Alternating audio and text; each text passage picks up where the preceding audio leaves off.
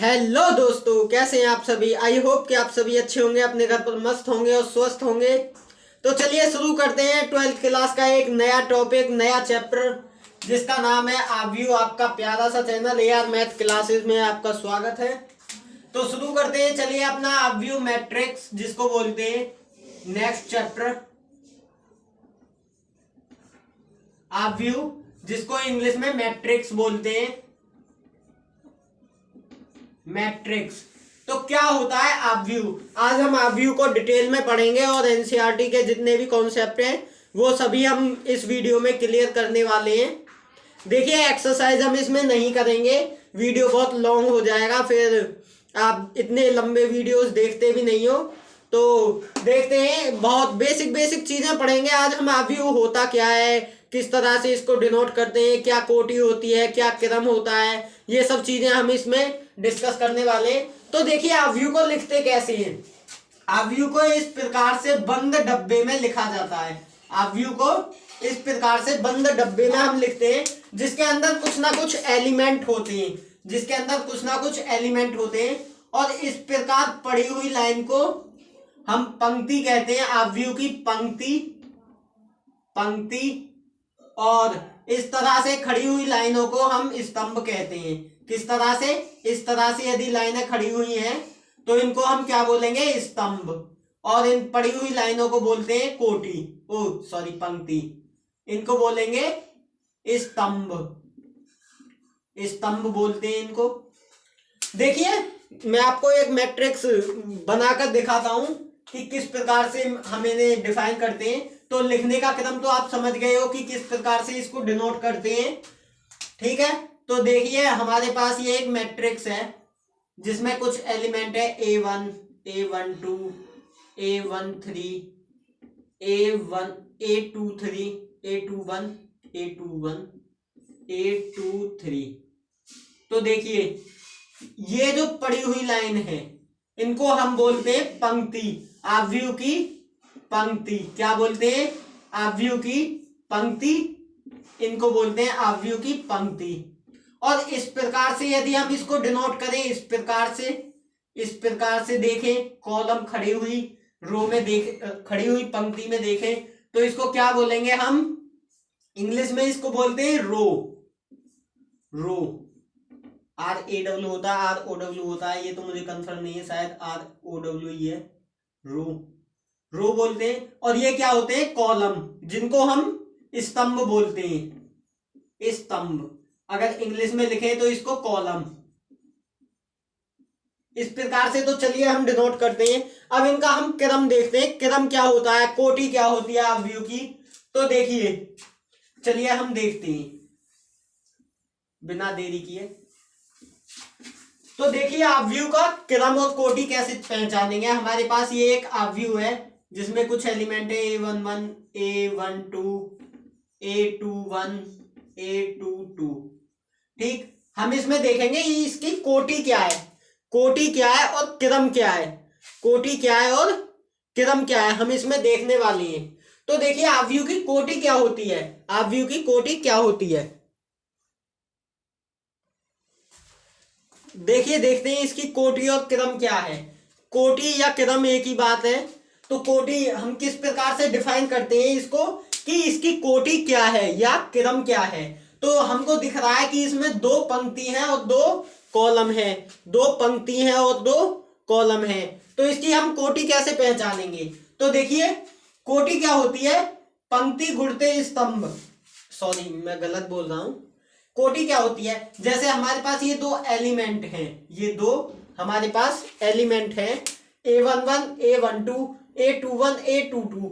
तो इसकी कोटि हम कैसे डिफाइन करेंगे, ये कितने क्रम का आव्यू है। तो इसमें ये देख लो कि कितने इसमें स्तंभ है और कितने इसमें अवयव हैं, यानी कि कितनी इसमें पंक्तियां और कितनी इसमें स्तंभ है।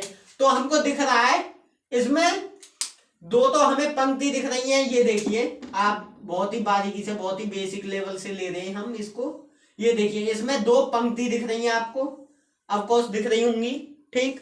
तो हम लिखेंगे 2, 2 एंड क्रॉस का चिन्ह। इसको मल्टीप्लाई मत कर देना, मल्टीप्लाई मत करना, मल्टीप्लाई नहीं, इसको बोलते क्रॉस।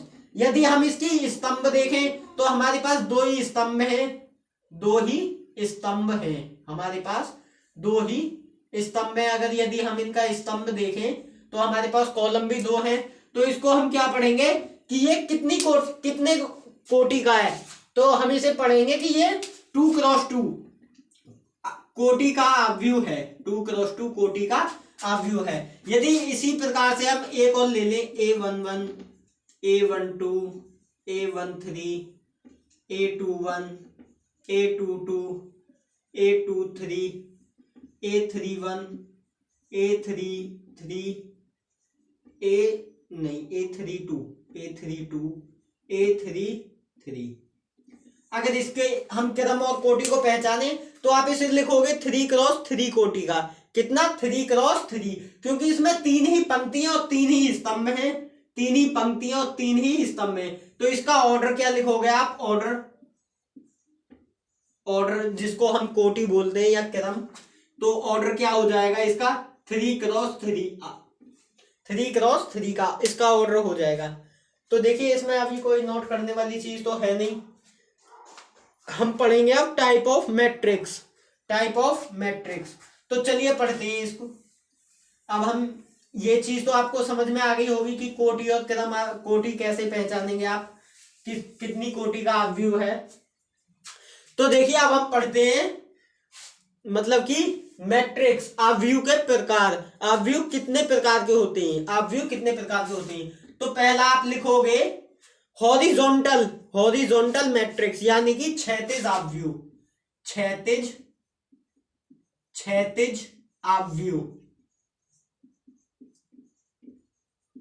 आव्यूह, जिसको इंग्लिश में बोलते हैं हॉरिजॉन्टल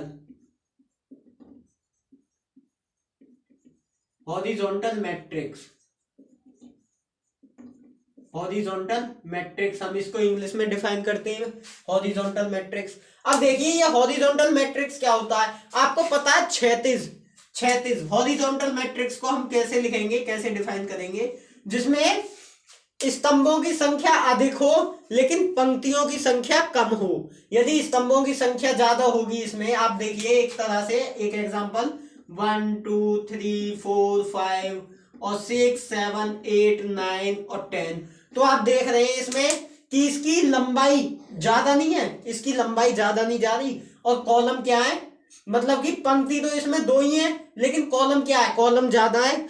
तो हम किस तरह से डिफाइन करेंगे कि ऐसा आव्यूह जिसमें पंक्तियों की संख्या स्तंभों की संख्या से कम हो, जिसमें पंक्तियों की संख्या स्तंभों की संख्या से कम हो, वो हमारा हॉरिजॉन्टल मैट्रिक्स होता है, दैट इज हॉरिजॉन्टल मैट्रिक्स। तो देखिए अब हम इसको एक नंबर्स के अकॉर्डिंग डिफाइन करेंगे। किस तरह से डिफाइन करेंगे? तो देखिए बिल्कुल बेसिक चीजें, हम आज कोई सवाल नहीं करेंगे, केवल इसके बेसिक को पढ़ेंगे, फिर आप धुआंधार क्वेश्चन लगा दोगे सर, ऐसा कमाल मचाओगे। तो देखिए A11, A12, A13, A14, A21, A22, A23, A24। ये देखिए ये आपका क्या है, हॉरिजॉन्टल मैट्रिक्स। क्या है आपका? हॉरिजॉन्टल मैट्रिक्स, क्योंकि इसमें पंक्तियों की संख्या जो वो स्तंभों की संख्या से कम है, पंक्तियों की संख्या स्तंभों की संख्या से कम है, तो वो क्या है आपका? क्षैतिज आव्यूह। क्षैतिज, अब आप एक तरह से देख सकते हो कि इसकी लंबाई ज्यादा है, जिसकी लंबाई ज्यादा हो वो क्षैतिज आव्यूह, और कॉलम जिसमें कम हो, अगर मैं इसको ऐसे बना दूं, इन तीनों चीजों को ढुका दूं, तो इसमें दो ही कॉलम हो जाएंगे और दो रो हो जाएंगी। लेकिन अगर हम इसका क्रम डिफाइन करें, क्रम क्या होगा, ऑर्डर क्या होगा, ऑर्डर क्या होगा? ऑर्डर देखिए आप कैसे पहचानोगे, इसमें पंक्ति तो केवल दो है लेकिन स्तंभ कितने? 1 2 3 4 इसमें स्तंभ है, लेकिन इसमें 2 मतलब कि दो आपकी पंक्तियां हैं और 4 आपके स्तंभ हैं। तो आप कैसे लिखोगे? ऑर्डर क्या होता है? पंक्ति गुणते स्तंभ। आप क्या लिखते हैं? पंक्ति क्रॉस स्तंभ। आप इस तरह से डिफाइन करते हो ऑर्डर को। तो इसमें पंक्ति कितनी है? 2 एंड स्तंभ कितने? 4। तो ये किसका मैट्रिक्स हो गया? 2x4 का। तो देखिए उतारिए इसको, देखिए आपने उतार लिया। चलिए इसको रफ करते हैं। यदि आप देखें एक प्रकार से इसको देखें, यदि मैं एक बार दोबारा से आपको बताता हूं, एक बार फिर से आते हैं। क्षैतिज आव्यूह तो आप समझ ही गए होंगे, हॉरिजॉन्टल मैट्रिक्स क्या होता है। देखिए आव्यूह के क्रम को हम, यदि हमारे पास A11 A12 A13 और इसी प्रकार से डैश डैश करके n टाइम तक, यानी कि a की वैल्यू तो हमारे पास n है, यानी कि ये an, या फिर आप लिख सकते हो mn। इसको आप पढ़ते कैसे हैं? देखिए पहली पंक्ति का पहला स्तंभ, पहली पंक्ति का पहला स्तंभ, इसको कैसे पढ़ोगे? इस वन को तो आप पढ़ते हो पहली पंक्ति और इस वन को पढ़ते हो आप पहला स्तंभ, यानी कि पहली पंक्ति का पहला स्तंभ आप इसको पढ़ते हो। तो हम इसको कैसे लिख सकते हैं? यदि इसमें m और n हो, m मतलब कि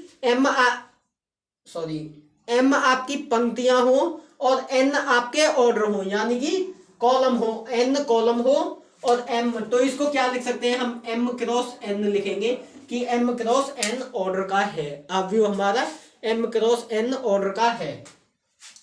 तो चलिए अब देखते हैं अपना, ये तो हमारा क्षैतिज आव्यूह हो गया। अब देखते हैं हमारा ऊर्ध्वाधर आव्यूह। ऊर्ध्वाधर आव्यूह, ऊर्ध्वाधर आव्यूह, ऊर्ध्वाधर आव्यूह जिसको हम बोलते हैं, एक सेकंड में जरा इंग्लिश में देखता हूं, मुझे ध्यान नहीं है। इसको बोलते हैं हम vertical matrix, VERTICAL matrix, vertical matrix. अब वर्टिकल मैट्रिक्स क्या होता है आप देखिए, मैं आपको एक एग्जांपल लेकर बताता हूँ, समझाता हूँ। हमारे पास ये एक आव्यूह है जिसमें हमारे पास कुछ एलिमेंट है 1 2 3 4, या 3 तक रहने दीजिए, 4 मत लीजिए, 3 तक रहने दीजिए। 1 2 4 5 6 8 9 5 2।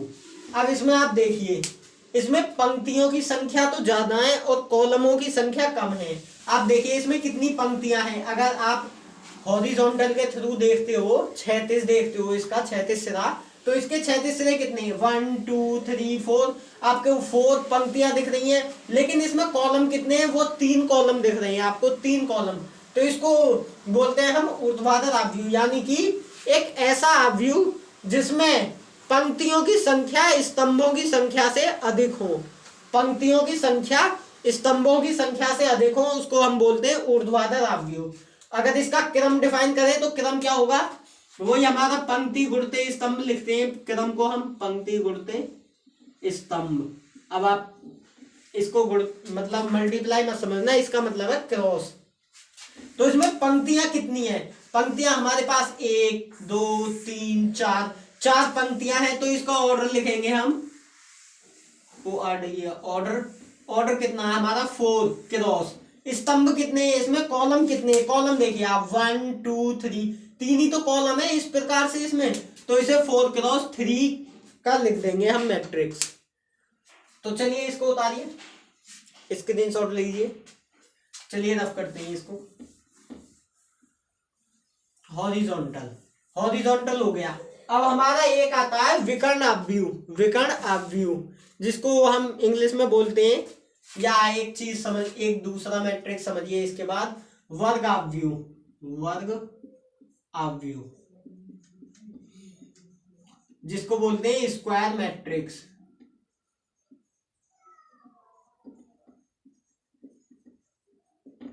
Square matrix. अब देखिए स्क्वायर मैट्रिक्स क्या होता है? स्क्वायर मैट्रिक्स आपने वर्ग देखा होगा, वर्ग इस प्रकार से बनता है, वर्ग जिसकी लंबाई और चौड़ाई बराबर हो उसको हम वर्ग बोलते हैं, आपको पता है। तो हम वर्गाव्यूह क्या लिखेंगे कि जिसमें पंक्ति और स्तंभ बराबर हो, तभी तो वो एक वर्ग के रूप में बनेगा। 1 2 3 4, हम इसको क्या बोलेंगे? एक वर्गाव्यूह बोलेंगे, क्योंकि इसमें 2 ही पंक्तियां और 2 ही स्तंभ हैं, 2 ही पंक्तियां हैं और 2 ही स्तंभ हैं। तो इसको हम क्या बोलेंगे? वर्ग आव्यूह। वर्ग अवयव। तो चलिए इसको नोट कीजिए आप।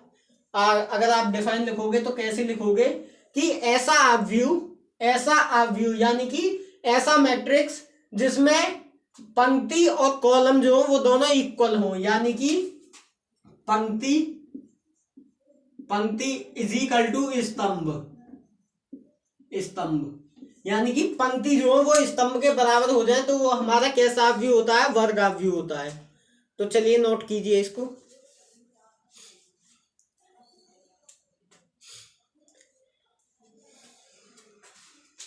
नेक्स्ट है हमारा पंक्ति अवयव।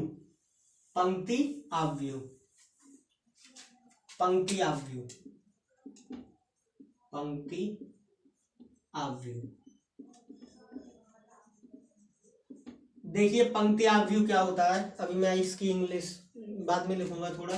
पंक्ति अवयव क्या होता है कि एक ऐसा अवयव जिसमें पंक्तियां ज्यादा हो, स्तंभ केवल एक हो लेकिन पंक्तियां ज्यादा हो, उसको हम क्या बोलते हैं? पंक्ति अवयव। जैसे 1 2 3 4, ये क्या हमारे एक पंक्ति अवयव है। अगर आप इसको हॉरिजॉन्टल के थ्रू देखते हो तो इसमें एक कॉलम, ये एक पंक्ति आपकी ये बन जाती है, एक पंक्ति ये बनती है, एक ये बनती है, एक ये, तो इसमें 4 पंक्ति है, लेकिन कॉलम कितना है? कॉलम सिर्फ एक है। तो पंक्ति अवयव को आप कैसे डिफाइन करोगे? अब आप याद करने मत लग जाना है, ये डिफाइन केवल समझने की चीजें हैं जिससे आप अवयव में आराम से मैट्रिक्स को सॉल्व कर सको। और गारंटी से इसमें से 5 और 8 नंबर के 2 सवाल जरूर आते हैं बोर्ड एग्जाम में। तो देखिए इसको आप कैसे डिफाइन करोगे कि एक ऐसा अवयव जिसमें पंक्तियों की संख्या स्तंभों की संख्या से अधिक हो, यानी कि पंक्ति तो केवल मतलब कि पंक्तियां अधिक हो लेकिन स्तंभ केवल एक हो, उसको हम बोलते हैं पंक्ति अवयव। तो आप इसको समझ गए होंगे। चलते हैं अपने नेक्स्ट अवयव पर। नेक्स्ट अवयव क्या है हमारा? शून्य या रिक्त अवयव। शून्य या रिक्त अवयव।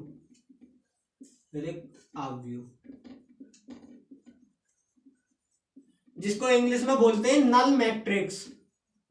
नल मैट्रिक्स क्या होता है? यदि हम कोई एक ऐसा अवयव लिखें जिसके सभी अवयव जो हो वो शून्य हो, कोई से भी क्रम का हो, 3/3 का हो, 2/2 का हो, किसी भी क्रम का हो, यदि उसके सारे एलिमेंट शून्य हैं तो उसको हम बोलते हैं रिक्त अवयव या पंक्ति, मतलब कि शून्य अवयव या रिक्त अवयव बोलते हैं उसको। तो चलिए देखिए नेक्स्ट अवयव क्या है हमारा। ये चीज आप आराम से लेक्चर को देखिए, कॉपी लीजिए, कॉपी में आप नोट डाउन कीजिए, लेकिन अब इनकी डिफाइन में जो बोल रहा हूं उनको आप लिखने मत लग जाना और याद करने मत लग जाना। ये याद करने की चीज नहीं है, केवल समझने की चीजें हैं। इससे आपको मैट्रिक्स करने में आसानी होगी। मैट्रिक्स को जब आप सॉल्व करोगे तो मेरे पास देखो ये बुक है एक, डॉक्टर हर्षस्वरूप शर्मा या डॉक्टर मनोहर शर्मा की ये बुक है। तो मैं इस बुक के क्वेश्चंस लगवाऊंगा, इस चैप्टर में एनसीईआरटी के कोई क्वेश्चंस नहीं लगवाऊंगा। एनसीईआरटी के क्वेश्चंस आपको खुद से लगाने, नहीं आ रहे हो समझ में तो कमेंट सेक्शन में लिखना, मैं उसके ऊपर वीडियो बनाऊंगा। तो नेक्स्ट अवयव है हमारा इकाई अवयव। इकाई या तत्समक अवयव, जिसको इंग्लिश में बोलते हैं unit matrix. Unit matrix English में बोलते हैं इसको यूनिट मैट्रिक्स, हिंदी में बोलते हैं इकाई या तत्समक अवयव। तो ऐसा अवयव जिसमें 1 2 0 1, यानी कि इसको हम बोलते हैं विकर्ण, बोलते हैं इसको।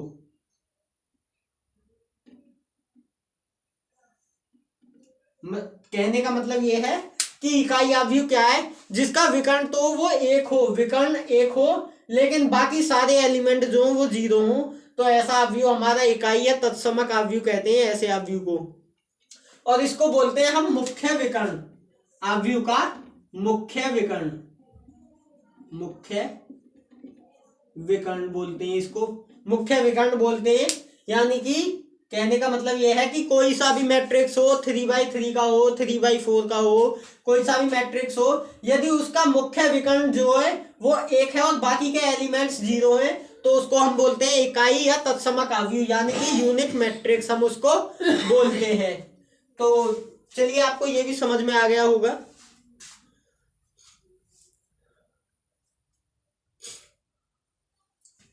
तो चलिए रफ करते हैं इसको। नेक्स्ट हमारा है, नेक्स्ट क्या है जरा देखते हैं बुक से। यूनिट हो गया हमारा। हाँ, नेक्स्ट है हमारा विकर्ण अवयव, जिसको हम बोलते हैं डायगोनल मैट्रिक्स। विकर्ण अवयव डायगोनल मैट्रिक्स।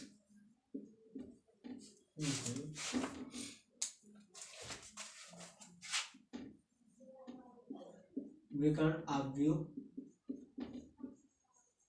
जिसको इंग्लिश में बोलते हैं डायगोनल मैट्रिक्स।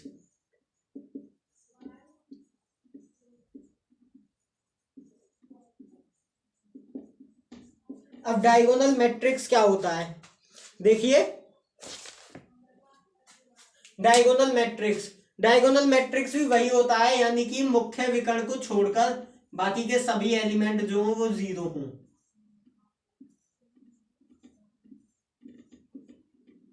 ये जो मुख्य विकर्ण है इसका एलिमेंट 1 हो और बाकी के विकर्ण जो वो शून्य हो, तो उसको बोलते हैं विकर्ण अवयव, यानी कि डायगोनल मैट्रिक्स। और नेक्स्ट क्या है हमारा, नेक्स्ट है हमारा स्केलर मैट्रिक्स। स्केलर मैट्रिक्स यानी कि हिंदी में बोलते हैं इसको अदिश अवयव। अदिश अवयव, अदिश अवयव। अदिश अवयव क्या होता है, जिसको इंग्लिश में बोलते हैं स्केलर मैट्रिक्स।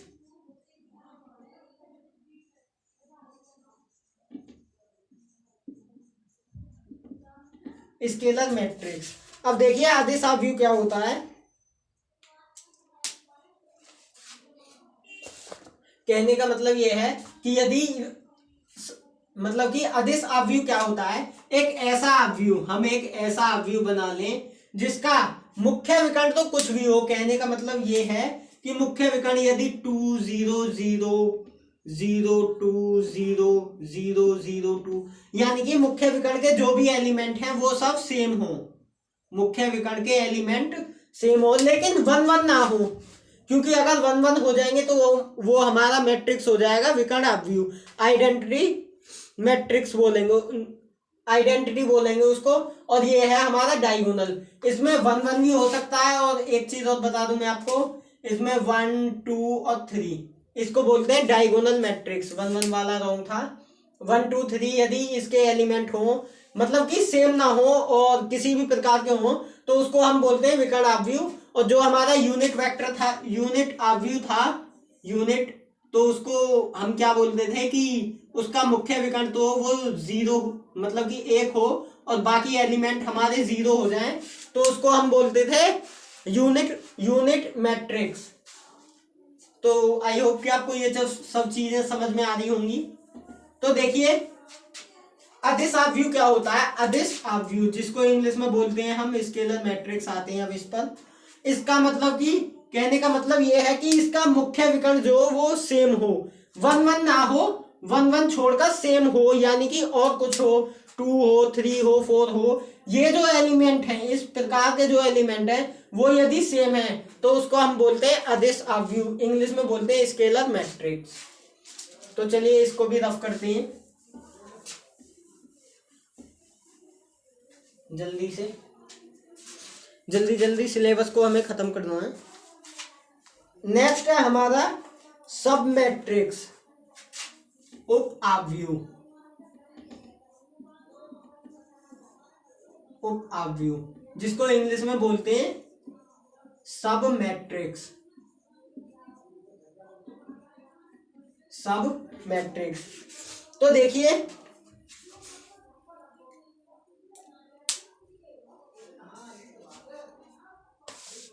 ये मैट्रिक्स कैसा होता है। हमारे पास एक मैट्रिक्स है A11 A12 A21 A22 A31 A32। देखिए इसमें यदि हम इस पंक्ति को मिटा दें यानी कि इस पंक्ति को निकाल दें या एक स्तंभ को निकाल दें, किसी भी मैट्रिक्स का वो अवयव होता है जिसमें या तो पंक्ति को निकाल दें या एक स्तंभ को निकाल दें, शेष बचे अवयव को हम उपावयव कहते हैं, सब मैट्रिक्स कहते हैं।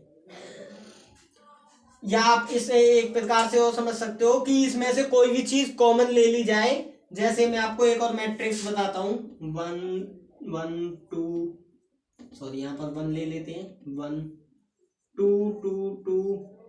इस प्रकार के अवयव में से यदि हम इसमें देखें तो हम इसमें से 2 कॉमन ले लेंगे, 1 1 1 1 1 1, तो शेष बचे अवयव को हम बोलते हैं सब मैट्रिक्स ऑफ अवयव। तो आई होप कि आपको चीजें ये समझ में आई होंगी। मैट्रिक्स कितने प्रकार के होते हैं ये सब हमने पढ़े। चलिए इसके कुछ छोटे छोटे प्यारे प्यारे क्वेश्चंस कर लेते हैं।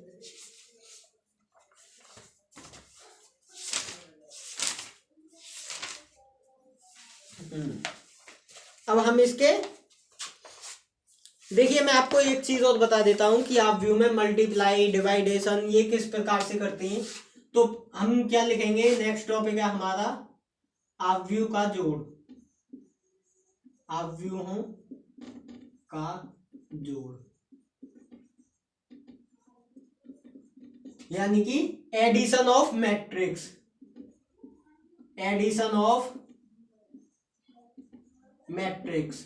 तो एडिशन कैसे करते हैं मैट्रिक्स का, जैसे हमारे पास एक एलिमेंट है 1 2 3 4 5 6 7 8 9, ये एक हमें अवयव दिया हुआ है और शेष अवयव में 1 2 5 7 8 5 3 2 1 इस प्रकार का हमें एक अवयव दिया हुआ है जिसका हमें एडिशन करना है। तो एडिशन कैसे करते हैं अवयव में, पहली पंक्ति को पहली पंक्ति के साथ, दूसरी को दूसरी के साथ और तीसरी को तीसरी के साथ हम ऐड कर देते हैं। अगर यहाँ का 1 और यहाँ का 1 तो यहाँ कितने हो जाएंगे 2, दोनों को ऐड करेंगे, ये 2 और ये 2 कितने हो जाएंगे 4 हो जाएंगे, 3 और 5 कितने होंगे 8 हो जाएंगे। इसी प्रकार से 4 और 7 11 हो जाएंगे, 5 और 8 13 हो जाएंगे एंड 6 और 5 कितने हो जाएंगे 11, 7 और 3 10। इसी प्रकार से इसको ऐड करेंगे, ये 10 हो जाएंगे, 9 और 1 ये भी 10 हो जाएंगे। तो इस प्रकार से हम अवयव का एडिशन करते हैं। अब हम लिखेंगे अवयव को घटाना। चलिए इसको रफ करते हैं। इस प्रकार से आप अवयव का एडिशन करते हैं। नेक्स्ट टॉपिक क्या है हमारा, अवयवों का, अवयवों को घटाना।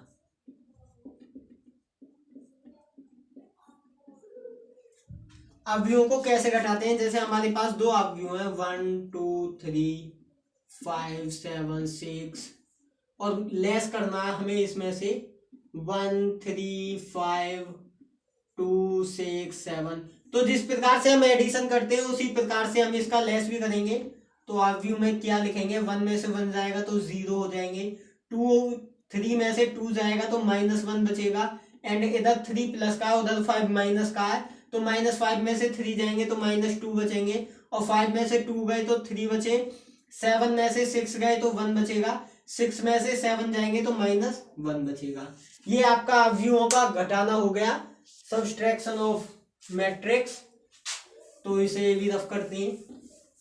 अब लिखते हैं हम अवयव का केवल डिवाइडेशन नहीं होता है, डिवाइडेशन उसमें कुछ एलिमेंट्स का हो जाता है। जैसे मैं आपको बताऊं कि यदि हमारे पास एक अवयव 1 2 3 5 7 8 और इसको हम 2 से डिवाइड करना चाहते हैं, 2 से, तो हम क्या लिखेंगे, इसको आगे 1/2 लगा देंगे। इस प्रकार से इसका डिवाइडेशन होता है, जो भी आपके पास डिजिट हो।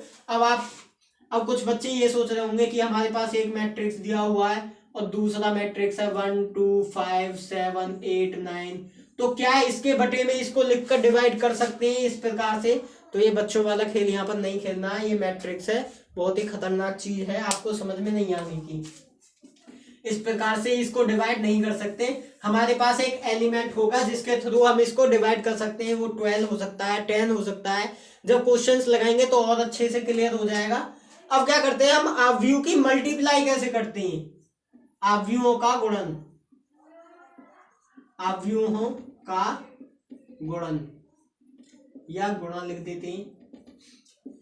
इंग्लिश में क्या लिखेंगे, मल्टीप्लाई ऑफ मैट्रिक्स,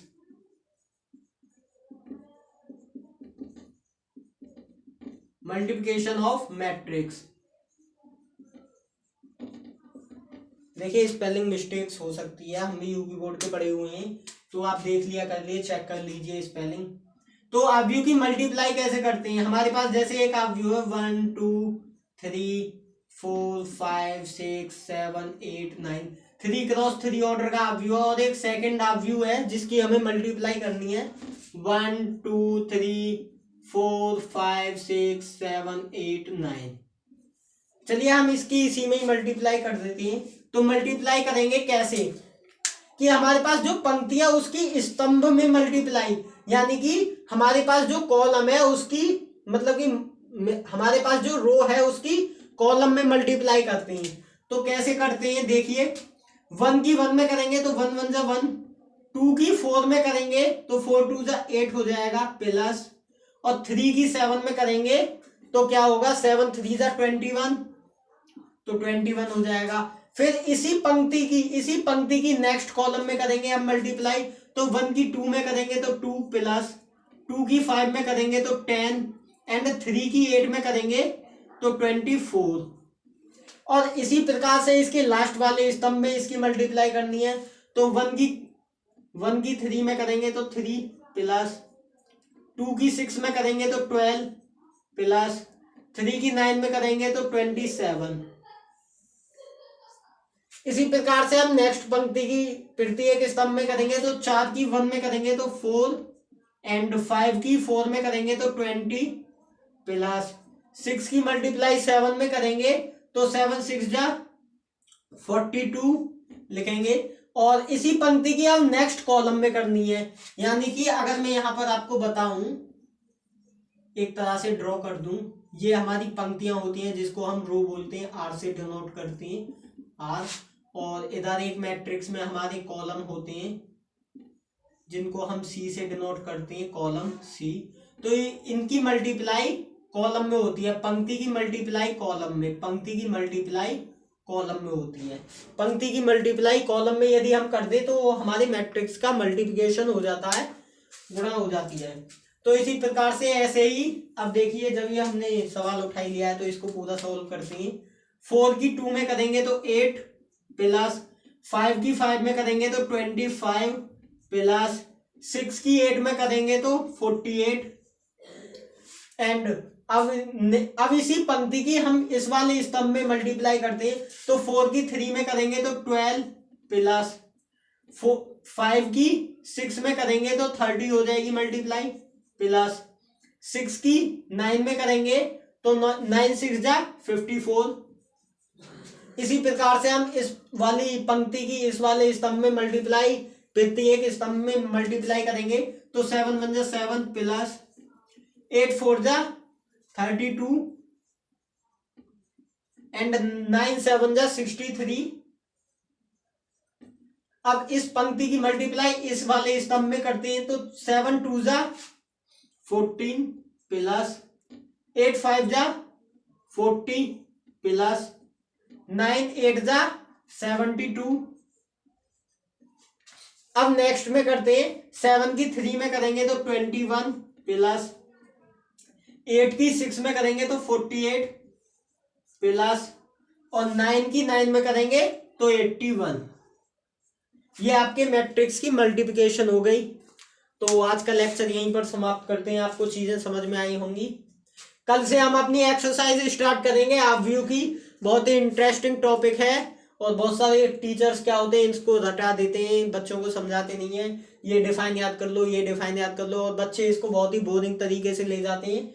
तो हम इसको बिल्कुल भी बोरिंग तरीके से नहीं लेंगे। एक एक चीज हमने समझी, जैसे आज हमने सारे मैट्रिक्स के टाइप्स पढ़े, कितने टाइप्स के मैट्रिक्स होते हैं, प्रत्येक को बारी बारी से समझा। इसकी प्रॉपर्टीज भी होती हैं, वो भी पढ़ाएंगे। प्रॉपर्टी क्या होती है, प्रॉपर्टी भी यही होती है। इसकी मल्टीप्लिकेशन कैसे होती है, डिवाइडेशन क्या होता है, सब्सट्रैक्शन क्या होता है, एडिशन क्या होता है, यही हमारी मल्टीप्लिकेशन होती है हाफ व्यू की। तो आपको ये चीजें समझ में आई होंगी आज की। तो कल हम अपनी एक्सरसाइज के क्वेश्चंस करेंगे, तो जो भी आपके डाउट्स होंगे वो वहां पर आराम से क्लियर हो जाएंगे।